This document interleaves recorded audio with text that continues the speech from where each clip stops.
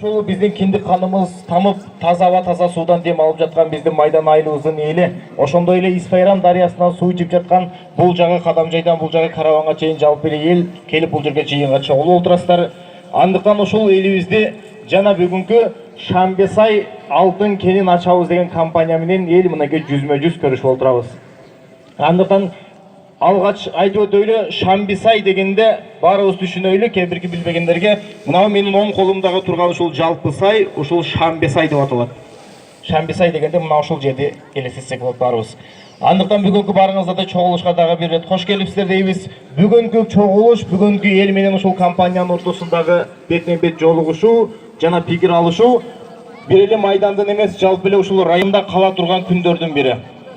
Бүгүнкү күнү же ушул алтын кендин ачылышына, же болбосо жабылышына деген бир жакшы ой пикирлерди бөлүшүп, ушул маселени талкуулап чечебиз. Мен ойлоймун, жалпы эле элди ынтымактыкка чакырабыз, туура чечим кабыл алып, эртеңки муундун тарыхында жакшы деген ат менен калабыз деген гана үмүттөбүз. Андыктан ушул бүгүнкү чогулушубузду алгач ачып берүүчү сөз Майдан айыл өкмөтүнүн башчысы Нурматов Алтынбек Саматович агабызга берилет. Ассаламу алейкум. Бүгүнкү Майдан айылга келген меймандар, ушул чоң жыйынга катышкан келипсиздер.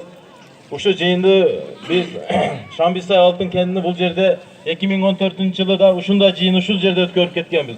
Ал бирок республикалык деңгээлде болгон.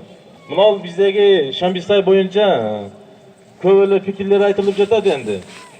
Жогорку деңгээлдерге элдин макулдугу 50%-тен жогору деп маалымат берип жатат да. Ошого биз Z-Explorer компаниясынын элдин ичине кирип, айылдын ичинде эл менен жыйын өткөрүп, ал жердеги элдин пикирин уккула дедик. Андан кийин булар башка методду алып келдик деп Майдан айылындагы тургундарга келип, ылдый зонага алып түшүп маалымат берип айтып жатышат экен. Ошого биз Майдан элдин ичине кирип, ошол өзүңөрдүн презентацияңарды жасап, элдин пикирини, элдин маанайы кандай экенин билип кетишке ушул жерге бүгүнкү күнгө жыйынды уюштуруп жатабыз.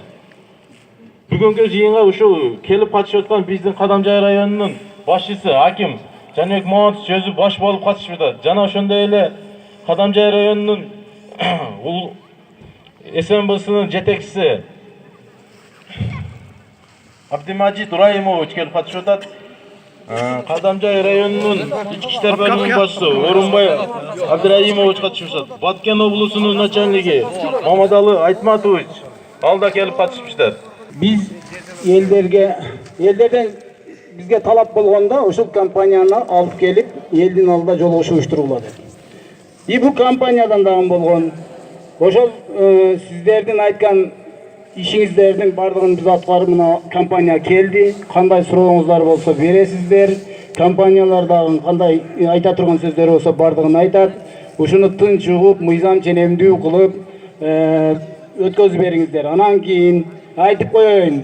Мен жетекчилерге дагы айтканмын. Ушул жерде бир провокация боло турган болсо, ошонун органдын алдында, мыйзамдын алдында жооп бересиң. Элди жамынып алып туруп, бир башка нерсе кылып, жыйынды бузганга аракет кылбай эле кое бергиле.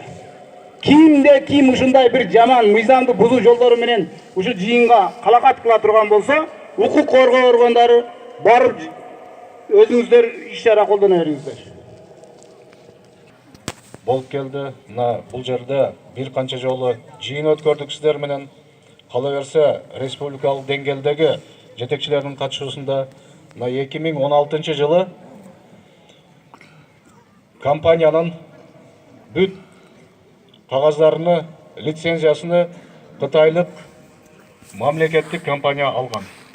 Ошондон бери бул компания сиздердин араңыздарда бир топ иштер жүргүзүп, көпчүлүгүңүздөр менен сүйлөштү.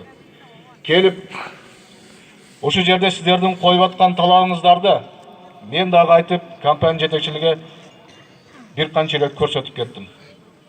Майдан айылдык аймагынын тургундары, биринчиден өзүмдү тааныштырып кетейин. Аты жөнүм Рыскулов Куттубек.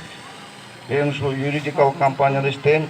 Ушул жаңы келген инвесторлорго юридикалык жактан кеп кеңеш, консультация беребиз. Биринчиден жогоруда айтып кетти, жаңы инвесторлор келди деп. Ошол компания Кытай Эл Республикасынын Гонконг деген шаарында жайгашкан. 25 жылдан ашык убакыттан бери ушул кен иштетүү тармагында иштеп келе жатат. Ошол эле Кытайда жана башка чет өлкөлөрдө 20-дан ашык бүгүнкү күндө кен иштетет. Эң негизгиси айтып кетет